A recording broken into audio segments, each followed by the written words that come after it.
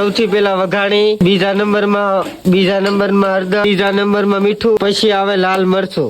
તો મસ્ત મજાનો આપણે કૂણો ભીંડો લઈ આવ્યા છીએ ને કૂણો ભીંડો છે ને વાતરી નાખ્યો છે. તો આજ બનાવવાની છે ભીંડાનું શાક.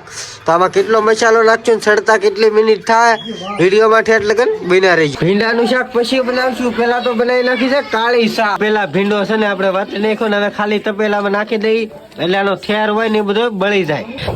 આજે કપામાં આવેલા મધુબેન બનાવશે ભીંડાનું શાક. તો આપણે આ ભીંડો જેટલો આપણે ઊનો કરવા નાખ્યો તો ઠેર બધો બળી ગયો છે. સૌથી પહેલા નાખશું આપણે મીઠું નાખીને આપણે છે જલ્લાવી નાખવાનું છે. 2 પાવડા આપણે તેલ નાખી દેવાનું છે. 2 પાવડા આપણે તેલ લઈ લીધું છે. ઘડીક તેલમાં આપણે સડવા દઈ. લઈ લીધું છે એક ટમેટું. તો ટમેટું વાતરતા જઈ ને આપણે તપેલામાં નાખતા જઈ.